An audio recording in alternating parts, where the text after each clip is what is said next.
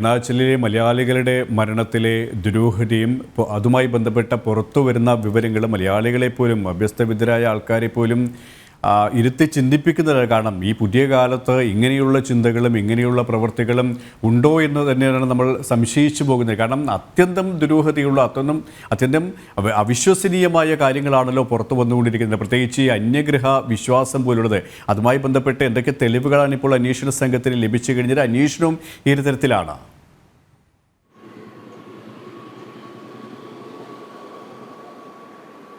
K P സൂചിപ്പിച്ചതുപോലെ തന്നെ വളരെ ഞെട്ടലുണ്ടാക്കുന്ന സംഭവം അതേസമയം ആശങ്കപ്പെടുത്തുന്നതുമായ ഒരു സംഭവമായി ഇപ്പോൾ അരുണാചൽ പ്രദേശിലെ മലയാളികളുടെ മരണം മാറിയിരിക്കുകയാണ്. കാരണം അഭ്യസ്ത വിദ്യരായവർ തന്നെ ഇത്തരത്തിലുള്ള സ്യൂഡോ സയൻസുകൾക്ക് ഇരയാകുന്നു എന്ന കാര്യം പ്രധാനമായും ഈ ആദ്യഘട്ടം മുതൽ ഈ മലയാളികളുടെ ആത്മഹത്യയുമായി ബന്ധപ്പെട്ട് ആദ്യഘട്ടം മുതൽ നിലനിന്ന് വരുന്ന അത്തരത്തിൽ ബന്ധുക്കൾ തന്നെ ഈ കാര്യം നമ്മളോടൊക്കെ പറഞ്ഞിരുന്നതാണ്. ഇപ്പോൾ പ്രധാനമായും പോലീസിന് ലഭിച്ചിരിക്കുന്ന തെളിവ് എന്ന് പറയുന്നത് നവീൻ ഇവിടെ നിന്നും അരുണാചൽ പ്രദേശിലേക്ക് പോകുന്നതിന് മുൻപ് കാർ ഉപേക്ഷിച്ചിരുന്നു. കാർ എയർപോർട്ടിൽ പാർക്ക് ചെയ്തതിനു ശേഷമാണ് നവീനും ആര്യയും ദേവികയും ഇവിടെ നിന്ന് പോകുന്നത്. അപ്പോൾ ഈ കാറിൽ നിന്നും പ്രധാനമായും ഇവർ അന്ധവിശ്വാസം പിന്തുടർന്നിരുന്നു, അല്ലെങ്കിൽ അന്യഗ്രഹ ജീവിതം പിന്തുടർന്നിരുന്നു, അതിൻ്റെ ഫോളോവേഴ്സ് ആയിരുന്നു എന്ന് തെളിയിക്കുന്ന ചില നിർണായകമായ രേഖകൾ പോലീസിന് ലഭിച്ചിട്ടുണ്ട്. പ്രധാനമായും ഈ കാറിൽ നിന്നും ലഭിച്ചിട്ടുള്ളത് മൂർച്ചയുള്ള ചെറിയ കത്തികൾ, കൂടാതെ ക്രിസ്റ്റലുകൾ, അന്യഗ്രഹ ജീവികളുടെ ചിത്രങ്ങൾ, ഇതൊക്കെ ഈ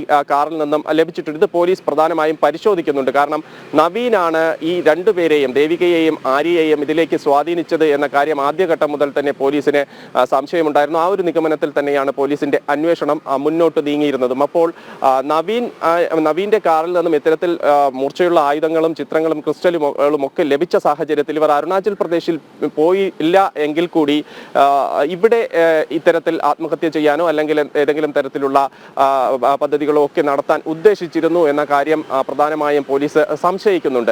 അപ്പോൾ നവീൻ ആണ് ഇവരെ സ്വാധീനിച്ചിരുന്നത്. കാരണം 2021 മുതൽ ആര്യയ്ക്ക് ഇത്തരത്തിൽ ഒരു മെയിൽ വരുന്നുണ്ട്. ഡോൺ ബോസ്കോ എന്ന പേരിൽ മെയിൽ വരികയും ആര്യ തിരികെ ഈ ഡോൺ ബോസ്കോയ്ക്ക് മെയിലുകൾ അയക്കുകയും ചെയ്തിരുന്നു. രഹസ്യ കോഡ് ഉപയോഗിച്ചാണ് ഈ മെയിൽ വഴിയുള്ള കമ്മ്യൂണിക്കേഷൻ എന്നാണ് പോലീസിന് ലഭിച്ചിരിക്കുന്ന വിവരം. ഇതിന്റെ വിവരങ്ങൾ ശേഖരിക്കുന്നതിന് വേണ്ടി ജിമെയിലിനെ പോലീസ് സമീപിച്ചിട്ടുമുണ്ട്. അപ്പോൾ പ്രധാനമായും ജിമെയിലിൽ നിന്നും ഔദ്യോഗികമായ വിവരങ്ങൾ വന്നിട്ടില്ലെങ്കിലും ഇപ്പോൾ ഈ ഡോൺ ബോസ്കോ എന്ന് പറയുന്നത് നവീനാണ് എന്ന ഒരു സംശയം പോലീസിനുണ്ട്. നവീനാണ് ഇത്തരത്തിൽ ഡോൺ ബോസ്കോ എന്ന പേരിൽ ആര്യയ്ക്ക് മെയിലുകൾ അയച്ചിരുന്നത്, മെയിലുകളിൽ സന്ദേശങ്ങൾ അയച്ചിരുന്നു എന്നൊരു സൂചന പോലീസിന് ലഭിച്ചിട്ടുണ്ട്. അടുത്ത ദിവസങ്ങളിൽ തന്നെ ജിമെയിലിൽ നിന്നും ഔദ്യോഗികമായി വിവരങ്ങൾ വരുമ്പോൾ അതിൽ കൂടുതൽ വ്യക്തത വരുമെന്നാണ് പോലീസ് മനസ്സിലാക്കുന്നത്. എന്തായാലും ഇന്ന് പ്രത്യേക അന്വേഷണ സംഘം സിറ്റി പോലീസ് കമ്മീഷണറുടെ നേതൃത്വത്തിൽ ഒരു യോഗം ചേരുന്നുണ്ട്. ഈ അന്വേഷണത്തിന്റെ പുരോഗതി വിലയിരുത്തുന്നതും ഇതുമായി ബന്ധപ്പെട്ട് കൂടുതൽ കാര്യങ്ങൾ ചർച്ച ചെയ്യുന്നതിനുമൊക്കെയാണ് ഇന്നത്തെ യോഗം. അതിനുശേഷം നാളെ സിറ്റി പോലീസ് കമ്മീഷണർ